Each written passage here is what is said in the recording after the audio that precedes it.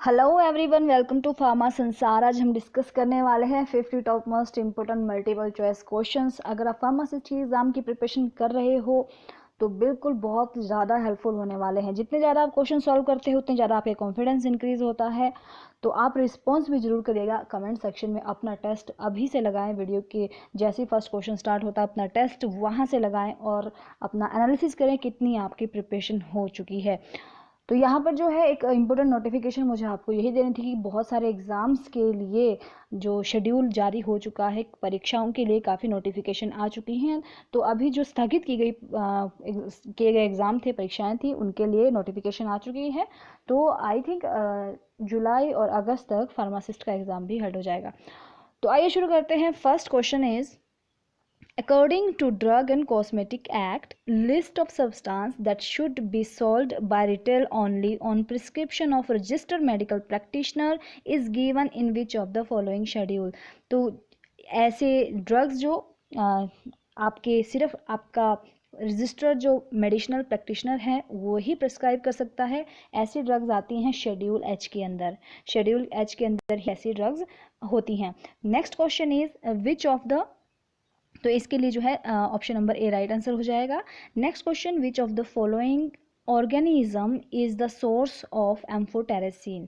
Amphotericin के लिए इनमें से आपको बताना है। ऑप्शंस हैं स्ट्रिप्टोमाइसिस इमोडोसस और स्ट्रिप्टोमाइसिस नोडोसिस और स्ट्रिप्टोमाइसिस ग्रिसिस स्ट्रिप्टोमाइसिस एरोफेसियंस। तो यहाँ पर जो हमारे पास एम्फोटेरेसिन बी के लिए जो सोर्स पूछा गया है कि इसमें से किसका सोर्स है, ये कौन सा ऑर्गेनिज्म से प्राप्त होता है। तो देखिए जो हमारा एम्फोटेरेसिन होता है वो आइसोलेट किया जाता है स्ट्रिप्टोमाइसिस नोडस से। ठीक है, ऑप्शन नंबर बी। इससे जो ये स्ट्रिप्टोमाइसिस नोडस होता है ये कहाँ पर मिलता है, एक नॉर्थन साउथ अमेरिका की रिवर है, उसमें एक सॉइल के अंदर ये स्टेन पाया जाता है इसका, स्ट्रिप्टोमाइसिस नोडस का।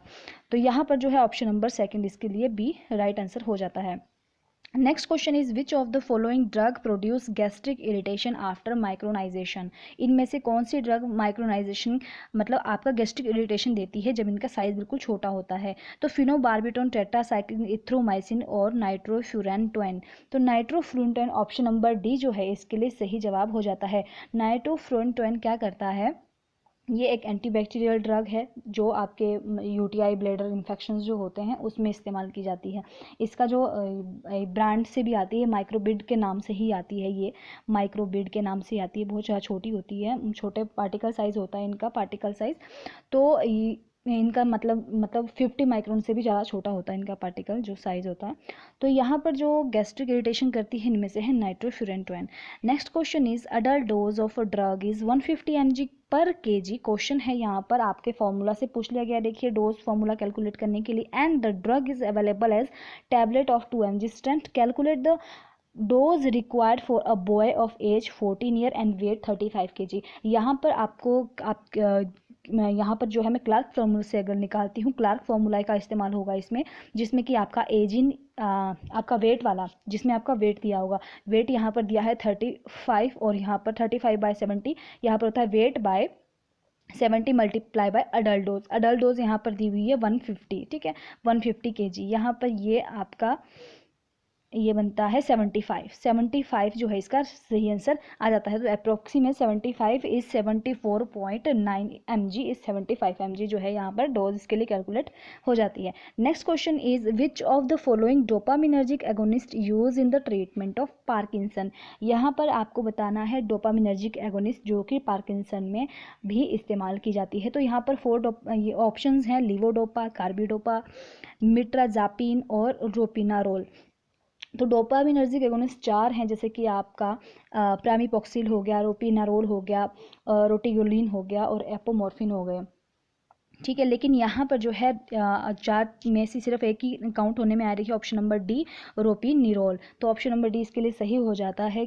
आपके डोपामिनर्जिक एगोनिस्ट जो कि पार्किंसन में इस्तेमाल होते हैं वो है रोपिनेरोल। ठीक है, 4 टाइप के मैंने अभी आपको बताया है, पेरामीपॉक्सिल, रोपिनारोल हो गया, रोटिगोलिन हो गया और एपोमोर्फिन हो गया। तो यहाँ पर सिर्फ जो है ये ऑप्शन नंबर 4 इसके लिए सही होगा।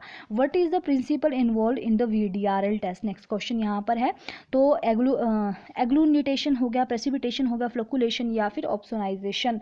तो VDRL टेस्ट जो है स्क्रीन टेस्ट होता है, किस चीज़ के लिए होता है? सिफिलिस के लिए होता है। ठीक है, सिफिलिस के लिए होता है। और सिफिलिस का कॉजेटिव एजेंट जो है क्या है? ट्रेपनोमा पैलिडियम। ठीक है, ये बैक्टीरिया के कारण होता है। तो इसके लिए जो आपका किस चीज़ का प्रिंसिपल पे काम करता है? ये प्रेसिपिटेशन के प्रिंसिपल के ऊपर काम करता है। Option number B. Next question is question number 7। Prazosin is derivative of which of the following? इसमें आपको बताना है प्राजोसिन जो है किसका डेरिवेटिव है इनमें से। ऑप्शन है क्यूनाजोलिन, क्यूनोलिन, आइसोक्यूनोलिन और थैलेजिन। ठीक है, तो जो इसका सही जवाब हो जाता है क्यूनाजोलिन। क्यूनाजोलिन इसके लिए बिल्कुल सही जवाब रहता है। प्राजोसिन क्या होता है? ये अल्फा 1 ब्लॉकर होते हैं जो कि आपके बीपी को ट्रीट करने के लिए इस्तेमाल होते हैं। कैसे काम करते हैं? ये जो अल्फा 1 ब्लॉकर्स होते हैं ये आपके रिलैक्स करते हैं ब्लड वेसल्स को। किसको रिलैक्स करते हैं? ये ब्लड वेसल को रिलैक्स करके काम करते हैं। ठीक है, ब्लड वेसल को रिलैक्स करके काम करते हैं आपके जो भी अल्फा 1 ब्लॉकर्स होते हैं। ठीक है, next question is bladder toxicity is the side effect of which of the following drug? Bladder toxicity इनमें से किसकी जो है टॉक्सिसिटी है, इनमें से किस ड्रग के इफेक्ट के कारण होती है टॉक्सिसिटी? विनक्रिस्टिन, साइक्लोफॉस्फामाइड, 5-फ्लोरोयूरेसिल और डोक्सोरुबिसिन। तो यहाँ पर जो ब्लैडर टॉक्सिसिटी होती है साइक्लोफॉस्फामाइड के कारण होती है, क्योंकि अगर ज़रूरत नहीं है अननेसेसरी, अगर जैसे आपकी ट्यूबरक्लोसिस की ड्रग्स होती हैं कि अगर ट्यूब भी नहीं है और आप उसको इस्तेमाल कर रहे हो तो आपके जो है किडनी पे इफेक्ट पड़ेगा। तो इसी तरह से जो साइक्लोफॉस्फामाइड अगर ये नेसेसरी नहीं होती है तो ये ब्लैडर टॉक्सिसिटी करती है। हाई डोज में ये कार्डियो टॉक्सिसिटी भी करती है। ठीक है, तो साइक्लोफॉस्फामाइड इसके लिए सही जवाब रह जाता है। Next question is which of the following amino acid is present in captopril? यहाँ पर ऑप्शन हैं glycine, cysteine, proline, para amino benzoic acid. यहाँ पर आपको बताना है कि आपका कौन सा अमाइनो एसिड कैप्टोप्रिल में प्रेजेंट होता है। तो देखिए, सबसे पहली बात है कि जो कैप्टोप्रिल है वो आपका डेरिवेटिव है एल प्रोलिन। एल प्रोलिन का डेरिवेटिव है आपका कैप्टोप्रिल, और यहाँ पर ऑप्शन नंबर सी में हमारे पास प्रोलिन प्रेजेंट है। तो आपका याद रखना है कि जो कैप्टोप्रिल है वो किसका डेरिवेटिव है? एल प्रोलिन का डेरिवेटिव है, और यहाँ पर जो अमाइनो एसिड प्रेजेंट होता है इसके अंदर वो है proline. Next question is question number 10। The breakdown of fibrin is catalyzed by? तो ऑप्शन हैं प्लाज्मिन, रेनिन, आपका यूरोकाइन और टाइलिन। यहाँ पर जो आपका ब्रेकडाउन है फिब्रिन का वो किसके द्वारा कैटालाइज किया जाता है? तो वो कैटालाइज किया जाता है आपके प्लाज्मिन के द्वारा। प्लाज्मिन क्या करता है? ये एक तरह का जो है फिब्रोनलाइटिक एंजाइम है। प्लाज्मिन जो है वो फिब्रोनलाइटिक एंजाइम है जो कि ब्रेक करता है आपके इनसॉल्युबल फिब्रिन को किस में कन्वर्ट कर देता है? फिब्रिनोपेप्टाइड्स में कन्वर्ट कर देता है।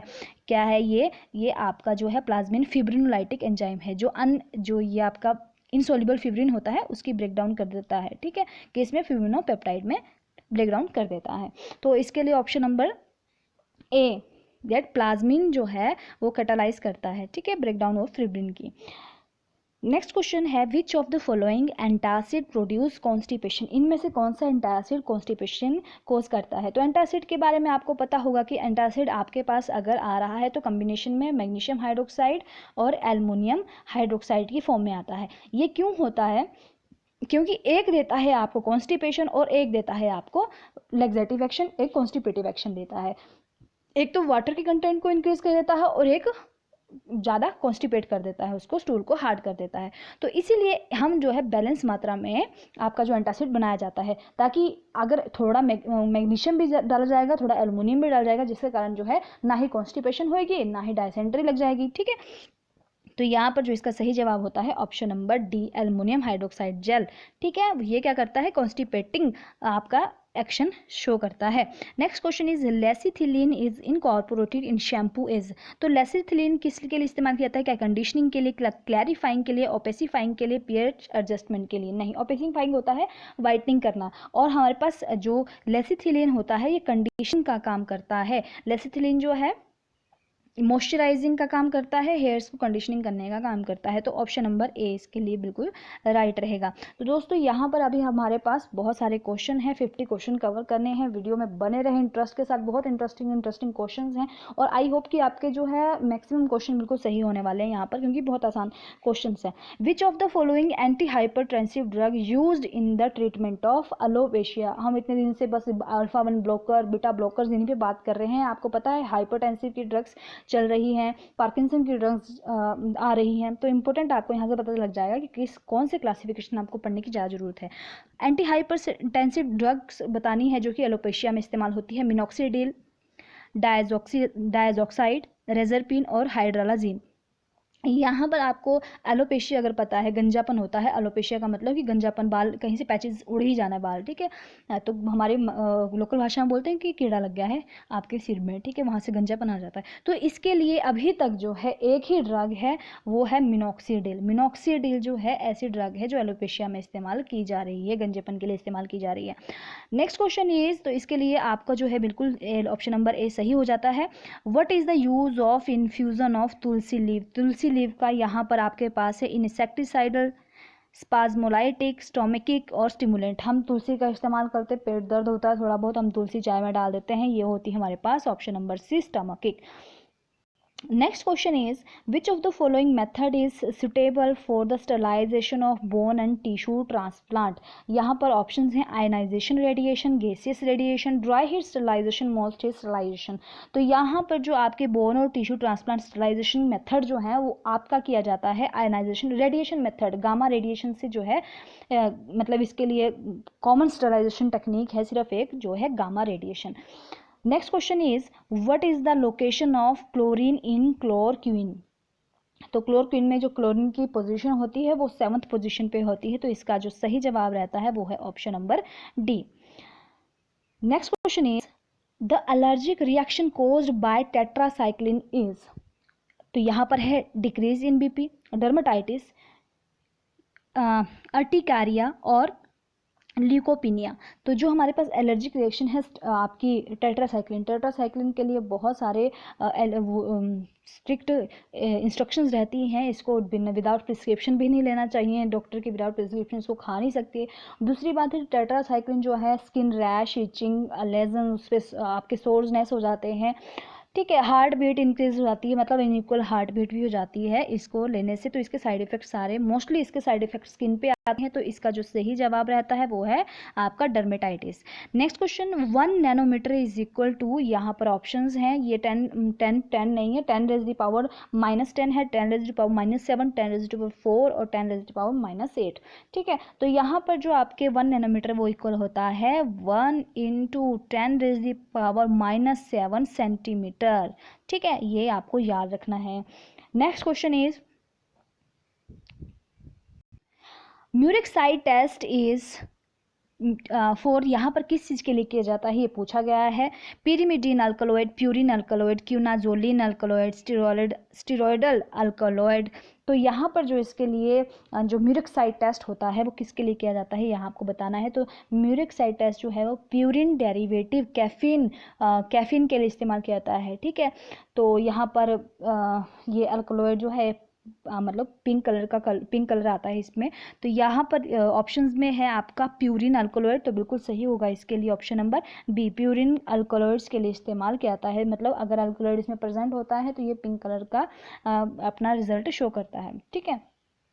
नेक्स्ट क्वेश्चन क्या है यहाँ पर कि विच इज सूडो अल्कलॉइड। यहाँ पर आपको बताना है ट्रू अल्कलॉइड कौन से होते हैं जो अमाइनो एसिड को फॉलो करते हैं, ड्राइव होते हैं उनसे, सूडो अल्कलॉइड्स होते हैं हमारे पास जो कि नहीं होते उनसे। यहाँ पर ऑप्शन यहाँ पर साफ है आपके एफिड्रीन, ये भी है हमारे पास, ये सूडो अल्कलॉइड है। कैफीन और सोलेनम सूडो अल्कलॉइड है। तो यहाँ पर सारे हो जाते हैं, इसके लिए सही ऑप्शन नंबर डी जो है all of above.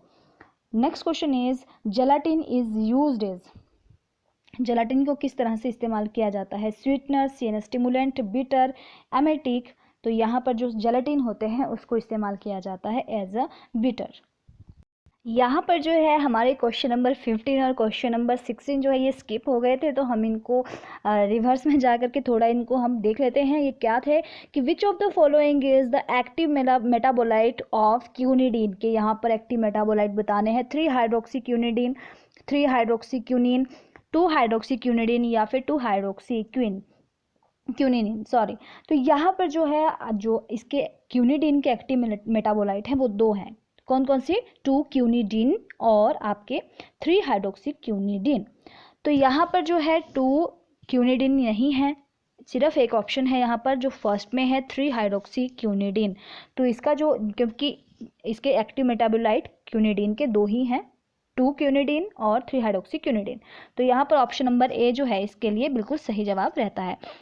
Which of the following drug is aldehyde dehydrogenase inhibitor? Aldehyde dehydrogenase inhibitor आपको इसमें से बताना है। सेडेटिव, हिप्नोटिक, डायसल्फाम और मिथाइल अल्कोहल। तो यहाँ पर जो डायसल्फाम है वो सिर्फ ऐसे ड्रग है जो कि इस्तेमाल की जाती है आपके अल्कोहल की थेरेपी में। तो ये है हमारे पास aldehyde dehydrogenase inhibitors. Next question है question number 24, which is chemical test for detection of tropane alkaloid? यहाँ पर आपको बताना है ट्रोपेन अल्कलॉइड की डिटेक्शन के लिए इनमें से किसका कौन सा टेस्ट इस्तेमाल किया जाता है। तो मिताली मोरिन टेस्ट जो है इस्तेमाल किया जाता है, मिताली मोरिन टेस्ट इस्तेमाल किया जाता है इसके लिए ट्रोपेन अल्कलॉइड की प्रेजेंस को चेक करने के लिए, डिटेक्शन करने के लिए। Next question is Mayer's reagent consist of, क्या होता है मेयर रिएजेंट के अंदर? जैसे कि ड्रैगन ड्रॉप में आता है हमारे पास कि पोटाशियम बिस्मथ आयोडाइड में, यहाँ पर ऑप्शंस हैं पोटाशियम बिस्मथ आयोडाइड, ये तो हमारा ड्रैगन का हो गया। Potassium mercuric iodide, potassium mercuric iodide जो है वो आपका मेयर्स रिएजेंट रहता है, ठीक है। इसके अंदर होता है पोटाशियम मर्क्यूरिक आयोडाइड। तो ऑप्शन नंबर 20 के लिए सही हो जाता है। Next question is one of the following plant drug is used as source of atropine? तो यहाँ पर एट्रोपिन के लिए आपका दतूरा इस्तेमाल किया जाता है। एट्रोपिन के लिए जो है प्लांट इस्तेमाल किया जाता है वो है option number A, दतूरा।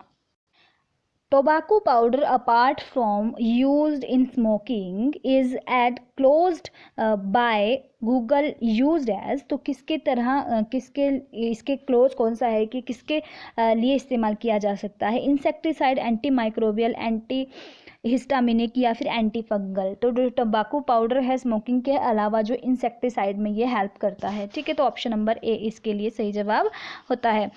Atropine is है, यहाँ पर एट्रोपिन बताना है क्या एल्डिहाइड है, क्या एस्टर है, क्या कीटोन है या अल्कोहल। तो हमारे पास जो एट्रोपिन है वो हमारे पास है ऑप्शन नंबर बी, एस्टर्स।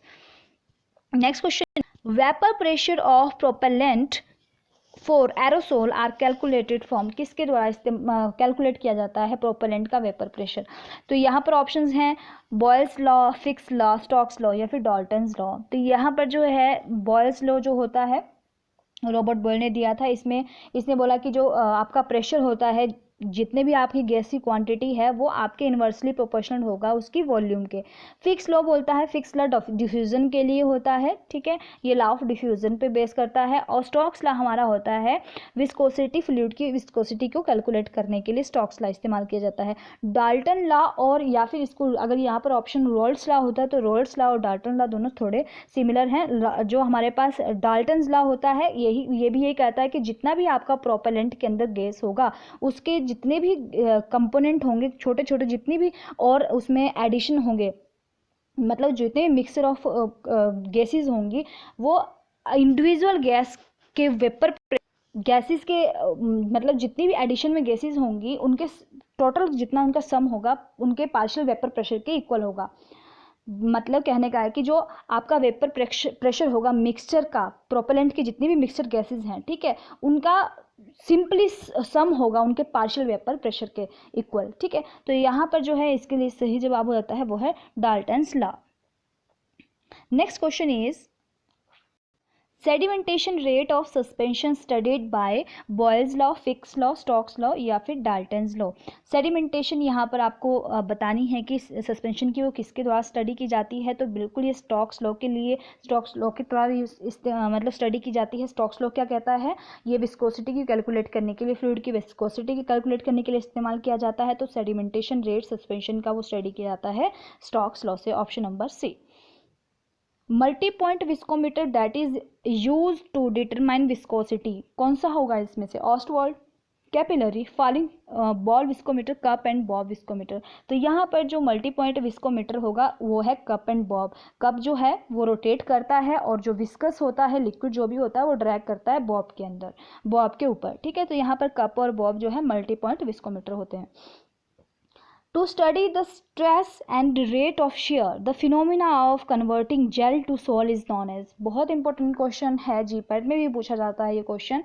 आपके जो भी रियोलॉजी चैप्टर होता है, फिजिकल फार्मास्यूटिक्स का ये चैप्टर है, इसमें रियोलॉजी में है आपके प्लास्टिक फ्लो नहीं, सूडो प्लास्टिक फ्लो के अंदर क्या होता है। डायलेटेंट और सूडो प्लास्टिक में कंफ्यूज नहीं होना है। डायलेटेंट फ्लो के सूडो प्लास्टिक फ्लो के अंदर आपका सॉल्यूशन जो है जेल में कन्वर्ट होता है, ठीक है। सॉरी, यहाँ पर जो सूडो प्लास्टिक फ्लो के अंदर होता है जेल सॉल बनता है, ठीक है। जेल से सॉल्यूशन के अंदर चला जाता है वो, मतलब जब हम थोड़ा सा शेयर स्ट्रेस अप्लाई करते हैं, ये होती है बात कि आपका ये आपका सूडो प्लास्टिक है, यहाँ पर ये आपका कोई जेल फॉर्म है, ठीक है, कोई जेल फॉर्म है। जब आप जेल की फॉर्म में है, ठीक है, जब आप इसके ऊपर शेयर स्ट्रेस अप्लाई करते हो तो ये जो है फ्लो करना शुरू कर देता है, मतलब अपनी विस्कोसिटी को छोड़ देता है, कम कर देता है, रिड्यूस कर देता है। तो पहले जेल होता है, फिर आपका स्ट्रेस लगाते हो तो सॉल्यूशन फॉर्म में चला जाता है। डायलेटेंट के अंदर क्या होता है कि वो क्या होता है, सॉल्यूशन फॉर्म में होता है, और जब आप उसके ऊपर अपना कोई भी शेयर स्ट्रेस लगाते हो तो वो जेल फॉर्म में कन्वर्ट हो जाता है।